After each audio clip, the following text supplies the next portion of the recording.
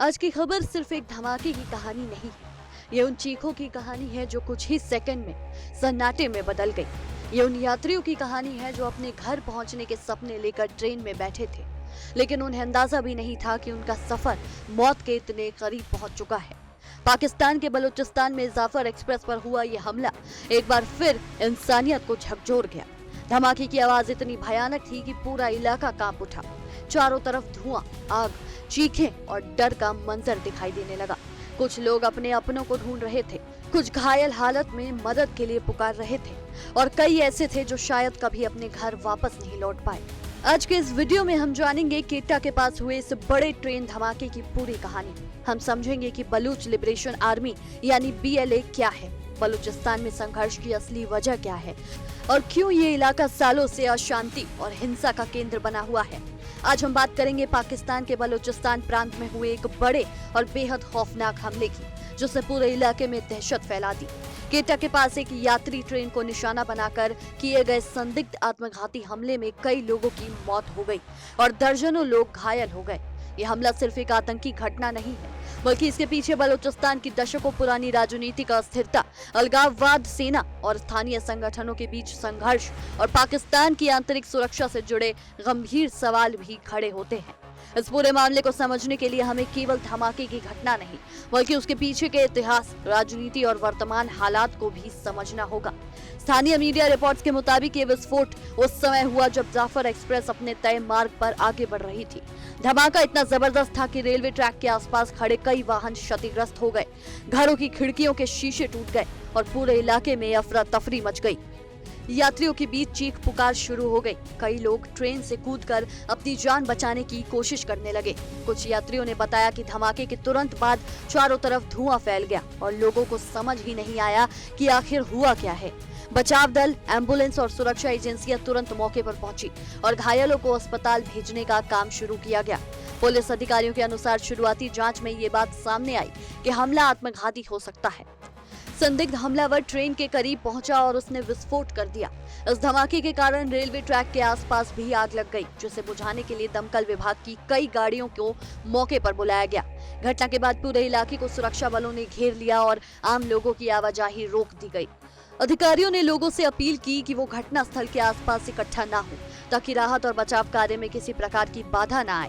इस हमले की जिम्मेदारी प्रतिबंधित बलूच लिबरेशन आर्मी यानी BLA ने ली है। संगठन ने दावा किया कि उसकी फियादी यूनिट, जिसे मजीद ब्रिगेड कहा जाता है, उसने पाकिस्तान सेना के जवानों को ले जा रही ट्रेन को निशाना बनाया। BLA के बयान में कहा गया कि यह हमला पूरी योजना के साथ अंजाम दिया गया और भविष्य में इस ऑपरेशन से जुड़ी और जानकारी जारी की जाएगी। संगठन ने यह भी कहा कि उनका उद्देश्य पाकिस्तानी सुरक्षा बलों को नुकसान पहुंचाना था। हालांकि पाकिस्तान सरकार और सुरक्षा एजेंसियों ने इस दावे की जांच शुरू कर दी है और अभी तक आधिकारिक रूप से सभी तथ्यों की पुष्टि नहीं की गई है। अब सवाल उठता है कि आखिर बलूच लिबरेशन आर्मी यानी BLA क्या है और ये संगठन बार बार पाकिस्तान के सुरक्षा बलों और सरकारी ठिकानों को क्यों निशाना बनाता है। BLA बलूचिस्तान में सक्रिय एक अलगाववादी संगठन है जो लंबे समय से बलूचिस्तान की आजादी की मांग करता आ रहा है। इस संगठन का कहना है कि बलूचिस्तान के प्राकृतिक संसाधनों पर सबसे पहला हक वहां के लोगों का है, लेकिन पाकिस्तान सरकार और विदेशी ताकतें, खासकर चीन, इन संसाधनों का फायदा उठा रही है। इस मुद्दे को लेकर BLA लगातार पाकिस्तान सरकार और सेना के खिलाफ हमले करता रहा है। बलूचिस्तान पाकिस्तान का सबसे बड़ा प्रांत है, लेकिन विकास और सुविधाओं के मामले में इसे सबसे पिछड़ा इलाका माना जाता है। यहाँ गैस, सोना, तांबा और कई अन्य प्राकृतिक संसाधन मौजूद है, लेकिन स्थानीय लोगों का आरोप है कि इन संसाधनों का फायदा उन्हें नहीं मिलता। बलूच समुदाय के कई लोग ये मानते हैं कि पाकिस्तान सरकार ने हमेशा उनके साथ भेदभाव किया और उनकी राजनीतिक आवाज को दबाने की कोशिश की। इसी नाराजगी ने समय के साथ अलगाववादी आंदोलनों को जन्म दिया। इतिहास पर नजर डालें तो बलूचिस्तान का विवाद भारत पाकिस्तान विभाजन के समय से जुड़ा हुआ है। कई बलूच नेताओं का दावा है कि वो स्वतंत्र रहना चाहते थे, लेकिन बाद में बलूचिस्तान को पाकिस्तान में शामिल कर दिया गया। इसके बाद से ही वहां समय समय पर विद्रोह और संघर्ष देखने को मिले। 1970 के दशक में बलूच राष्ट्रवादी संगठनों ने हथियार उठाने शुरू किए और धीरे धीरे BLA जैसे संगठनों का प्रभाव बढ़ता गया। 21वीं सदी में इन संगठनों की गतिविधियां और अधिक तेज हुई, खासकर तब जब चीन पाकिस्तान आर्थिक गलियारा यानी सीपेक परियोजना शुरू हुई। चीन और पाकिस्तान की साझेदारी भी बलूचिस्तान संघर्ष का एक बड़ा कारण मानी जाती है। चीन ने बलूचिस्तान के ग्वादर पोर्ट और अन्य परियोजनाओं में भारी निवेश किया है। पाकिस्तान सरकार इसे देश की आर्थिक तरक्की के लिए बेहद अहम मानती है, लेकिन कई बलूच संगठनों का आरोप है कि इन परियोजनाओं से स्थानीय लोगों को फायदा नहीं मिल रहा। उनका कहना है कि बाहरी कंपनियां और सरकारें उनके संसाधनों पर कब्जा कर रही हैं। यही वजह है कि बीएलए ने कई बार चीनी नागरिकों, इंजीनियरों और परियोजनाओं को भी निशाना बनाया है। जाफर एक्सप्रेस का नाम भी पिछले कुछ वर्षों में कई बार चर्चा में आया है। ये ट्रेन क्वेटा को पाकिस्तान के दूसरे बड़े शहरों से जोड़ती है और लंबी दूरी तय करती है। ये ट्रेन उन इलाकों से गुजरती है जहां सुरक्षा स्थिति काफी संवेदनशील मानी जाती है। बीएलए और अन्य उग्रवादी संगठनों ने पहले भी रेलवे ट्रैक, ट्रेन और सुरक्षा बलों पर हमले किए हैं। पिछले साल जाफर एक्सप्रेस के हाईजैक की खबर ने पूरी दुनिया का ध्यान खींचा था। उस समय बीएलए ने दावा किया था कि उसने बड़ी संख्या में यात्रियों को बंधक बनाया और कई सैनिकों को मार दिया। हालांकि पाकिस्तान सरकार ने संगठन के कई दावों को बढ़ा चढ़ाकर पेश किया गया बताया था। इस ताजा हमले के बाद पाकिस्तान की सुरक्षा व्यवस्था पर भी सवाल खड़े हो रहे हैं। आखिर इतने संवेदनशील इलाके में चलने वाली ट्रेन की सुरक्षा पर्याप्त क्यों नहीं थी? क्या सुरक्षा एजेंसियों को पहले से किसी खतरे की जानकारी थी, और अगर थी तो उसे रोकने के लिए क्या कदम उठाए गए? विशेषज्ञों का मानना है कि बलूचिस्तान में लगातार बढ़ती हिंसा पाकिस्तान सरकार के लिए बड़ी चुनौती बन चुकी है। सेना और सुरक्षा एजेंसियां लंबे समय से वहां ऑपरेशन चला रही हैं, लेकिन इसके बावजूद हमले रुकने का नाम नहीं ले रहे। दूसरी तरफ मानवाधिकार संगठनों का कहना है कि बलूचिस्तान में केवल सैन्य कार्रवाई से समस्या का समाधान नहीं निकाला जा सकता।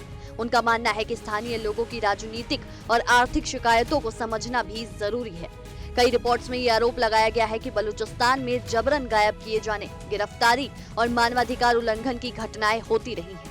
पाकिस्तान सरकार इन आरोपों से इनकार करती है, लेकिन ये मुद्दा अंतर्राष्ट्रीय स्तर पर कई बार उठ चुका है। इस घटना के बाद पूरे पाकिस्तान में सुरक्षा अलर्ट बढ़ा दिया गया है।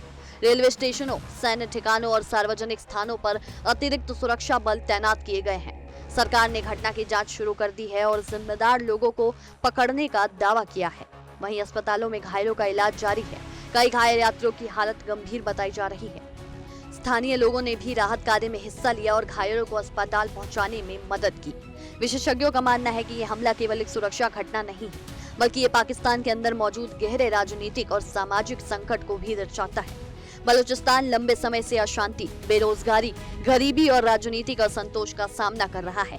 यदि सरकार केवल सैन्य समाधान पर निर्भर रहती है और स्थानीय लोगों के भरोसे को जीतने की कोशिश नहीं करती, तो ऐसे हमले भविष्य में भी जारी रह सकते हैं।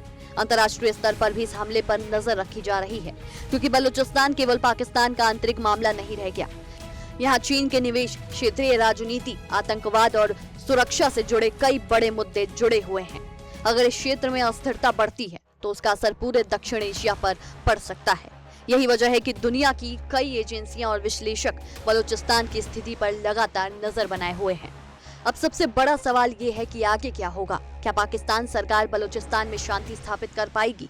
क्या बीएलए जैसे संगठनों की गतिविधियों को रोका जा सकेगा? और क्या स्थानीय लोगों की समस्याओं का कोई राजनीतिक समाधान निकलेगा?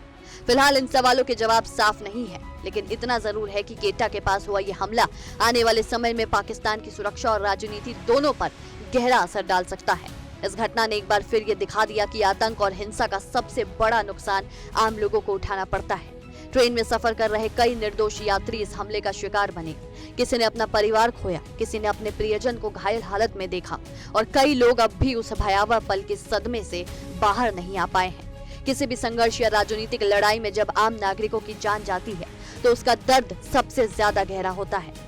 फिलहाल पूरे इलाके में सुरक्षा एजेंसियां अलर्ट पर हैं और जांच एजेंसियां हमले के हर पहलू की पड़ताल कर रही हैं। आने वाले दिनों में इस मामले से जुड़ी और जानकारियां सामने आ सकती हैं, लेकिन ये घटना बलूचिस्तान की अस्थिर स्थिति और पाकिस्तान के सामने मौजूद गंभीर चुनौतियों को एक बार फिर दुनिया के सामने लेकर आई है। फिलहाल के लिए इस रिपोर्ट में इतना ही। आपकी इस विषय में क्या कुछ राय है, हमें कमेंट्स में जरूर साझा करें और देश दुनिया की ऐसी ही तमाम खबरों के लिए देखते रहिए इंडिया डेली। देखिए इंडिया डेली 24/7 अब आपकी स्मार्ट टीवी पर। इंडिया डेली मौजूद है सभी डिजिटल प्लेटफॉर्म पर लाइव और लगातार। इंडिया डेली 24/7 हर दिन राष्ट्र को समर्पित।